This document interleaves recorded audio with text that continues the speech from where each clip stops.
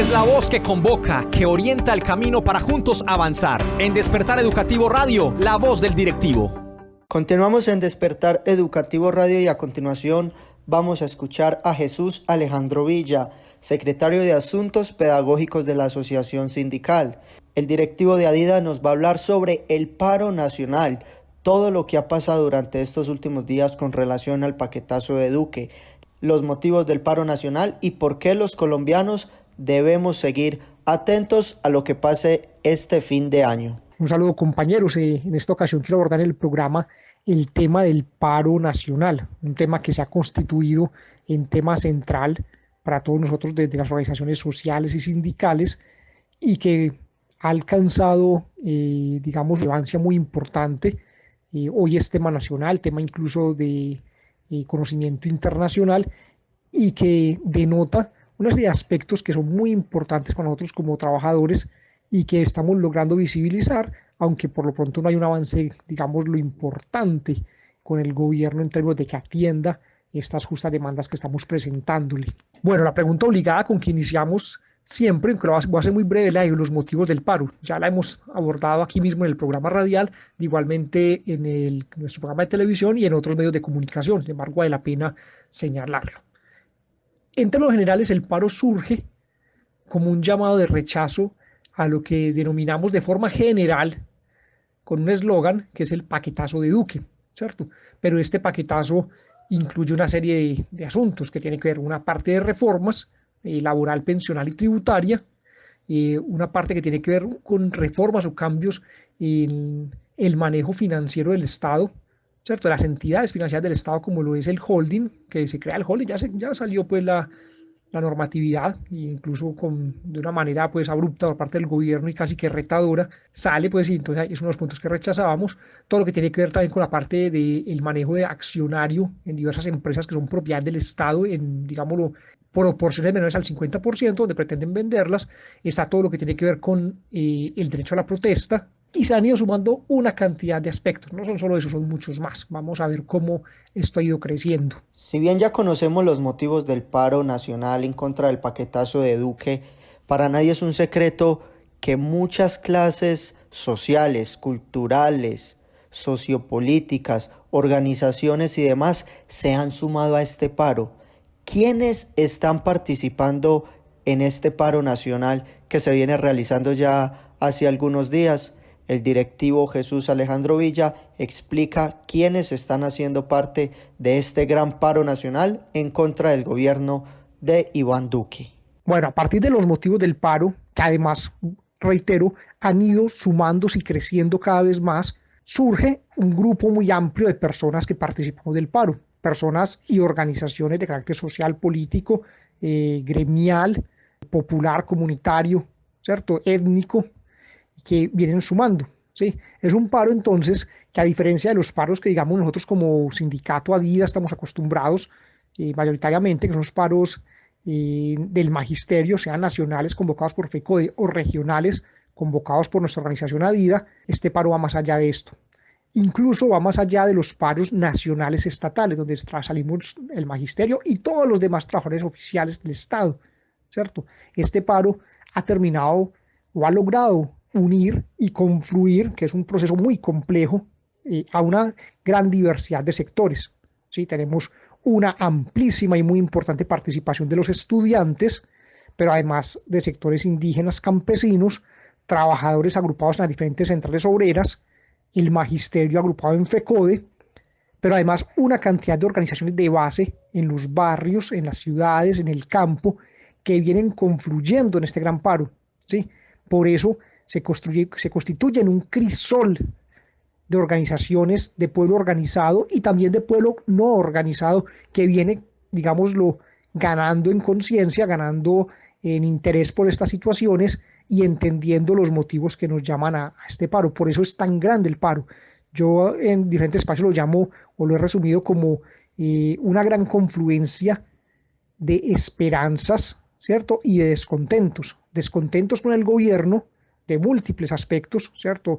Gremiales, salariales, ambientales, de derechos étnicos, territoriales, etcétera, y esperanzas de transformar eso, Sí, entonces estamos sumando descontentos y esperanzas en este paro nacional. Si bien ya conocemos los motivos del paro y quienes están participando de este, hay un tema muy importante y es el desarrollo del paro.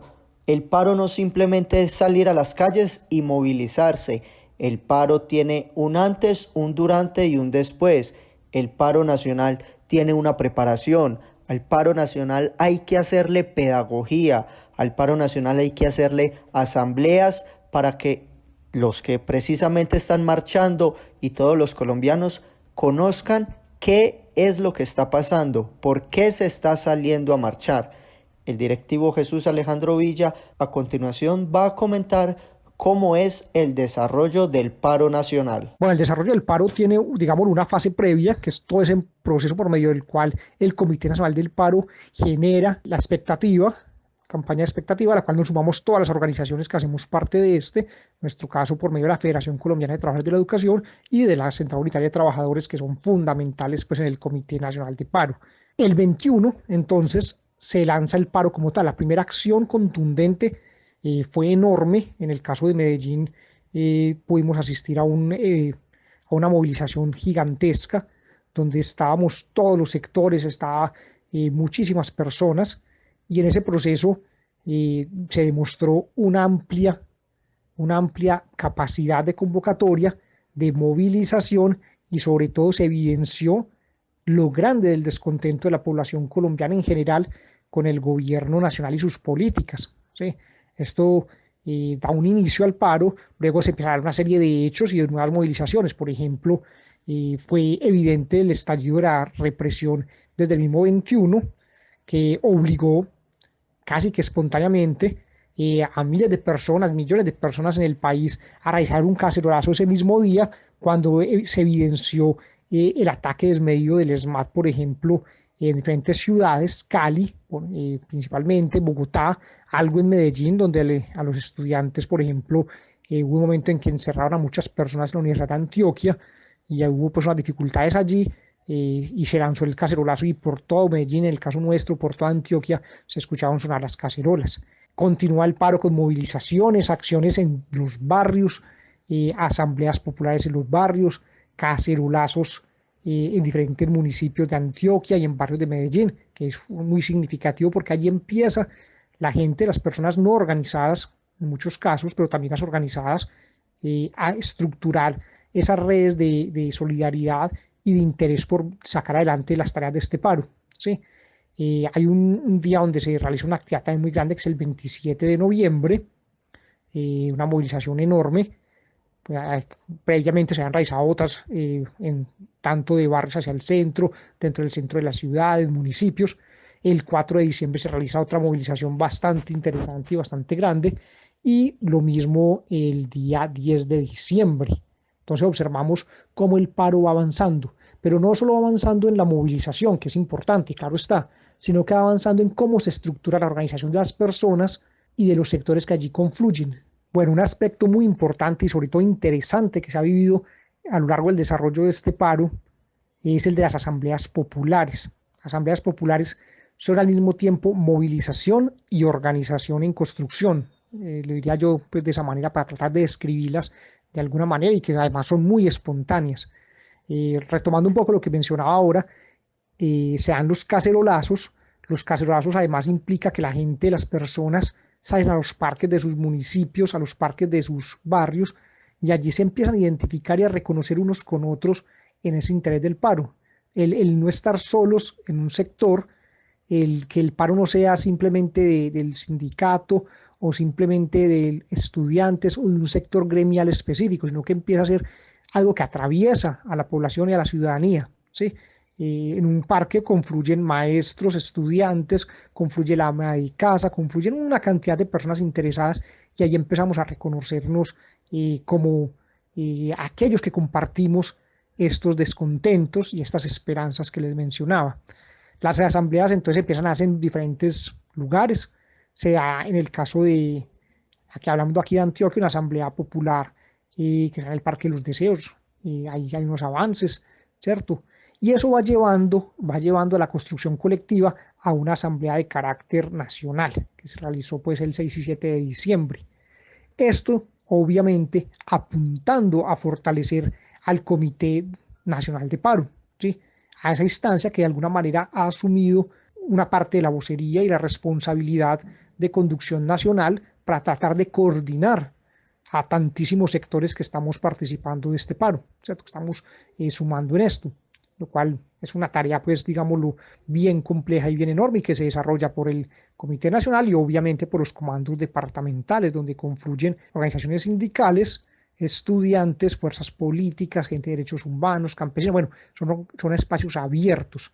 En esas dos instancias, entonces, se va generando la posibilidad de viabilizar las acciones, ¿sí? Muchas veces ustedes habrán dado cuenta, surgen mañana, toma o marcha en tal barrio, o sea, cosas que surgen porque las personas del mismo lugar la proponen y un grupo dice nosotros la desarrollamos y se da la convocatoria por redes sociales, por todos nuestros medios que están a nuestro alcance y se desarrollan, ¿sí?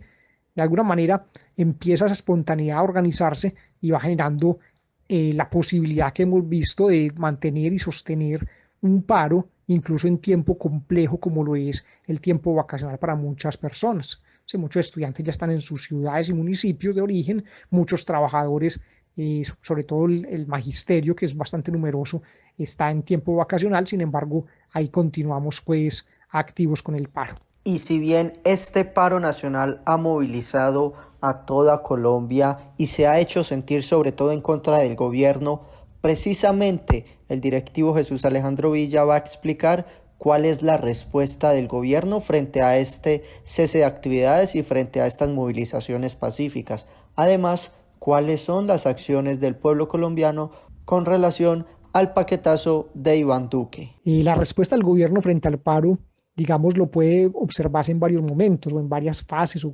características. Una primera es previa al 21, ¿sí? Antes del 21 de noviembre, antes de que nos lanzáramos a las calles. Y fue toda una campaña en dos sentidos. En primera instancia, tratando de decir que los motivos no existían, que el gobierno nunca había propuesto esas reformas, pensional, laboral, tributaria, ¿cierto? Lo que ya evidenciamos porque ya las están tratando de aplicar y ya se ha evidenciado que sí existen los proyectos y propuestas y en algunos casos ya los decretos logramos pues desmentir y se logra desmentir, aunque el gobierno es bastante cínico con eso. Entonces, en primera instancia, desprestigio y tratar de negar la realidad. Y en segunda instancia, una campaña de miedo, de temor, tratando de amedrentar a las personas para que no participaran del paro.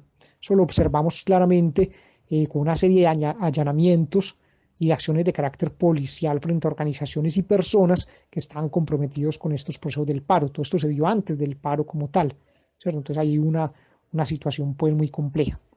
Una segunda respuesta se empieza a dar el propio día del paro, cuando se inicia el 21.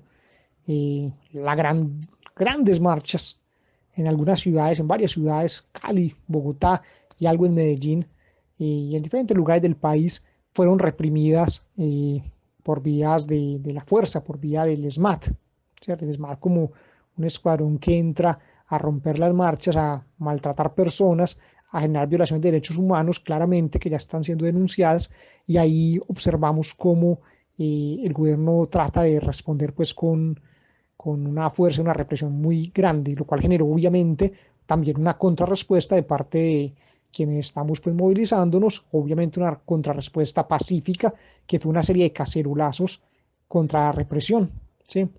Esta situación represiva se mantiene y ha tenido pues sus picos, una situación lamentable, gravísima, es como muere asesinado por el ESMAD un joven de Bogotá, Dylan Cruz, que esto se da el 23 de noviembre, ¿cierto? Recién iniciando estas acciones del paro, se convierte pues en un símbolo. Sin embargo, es evidente el accionar, digamos, lo criminal del Estado frente a ese tipo de acciones, que la de Dylan no es la última, aunque se convirtió en un símbolo.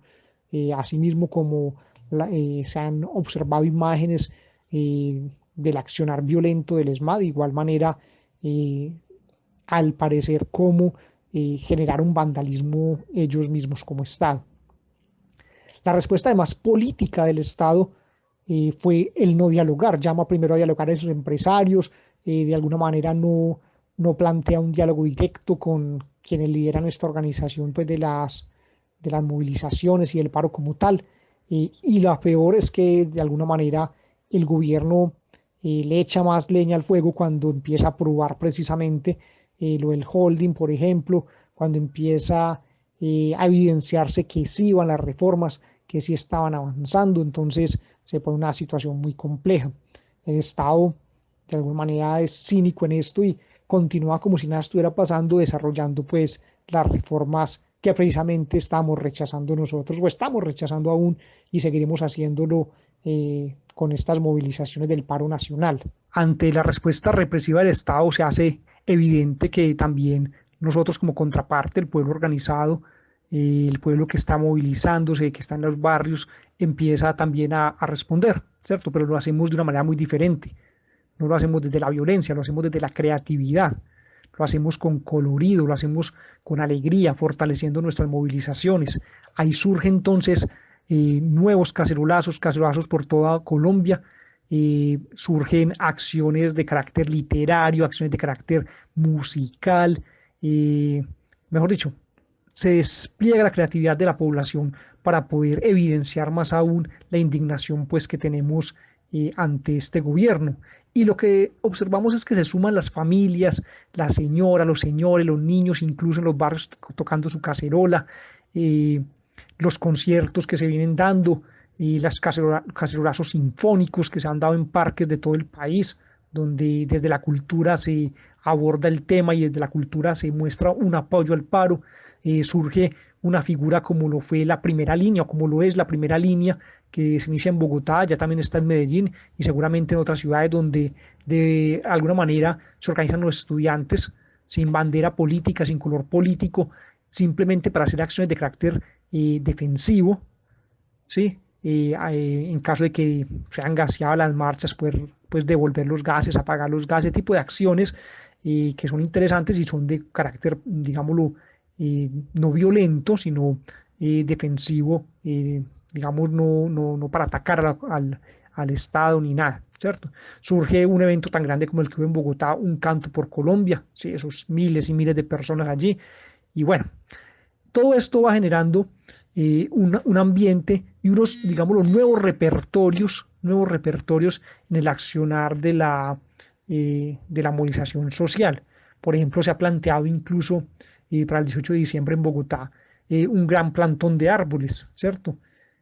Todo ese tipo de acciones reflejan la gran diversidad que tenemos en quienes estamos pues, en este paro. Nosotros como organización sindical hemos tenido históricamente unas formas de protesta, la marcha y demás, pero otros sectores tienen otras, la creatividad, el arte, y todo eso empieza a confluir y confluir. Llegan los ambientalistas, entonces metemos el tema ambiental y están los indígenas y la guardia que nos acompaña en muchas movilizaciones y eso nos fortalece y nos permite continuar en este paro con nuestras acciones contundentes, pero también con alegría y sin caer en la provocación pues, del Estado. Y hoy obviamente es una consigna nacional el desmonte del ESMAD, por ejemplo, que se evidenció cuando salimos a marchar varias veces que sin ESMAD, o sea, sin policía, simplemente los marchantes, que ahí no sucede absolutamente nada, no hay ni un ápice de violencia, no se destruye nada, no hay vandalismo, no hay nada, entonces evidencia allí una situación de, bueno, ¿de dónde es que surge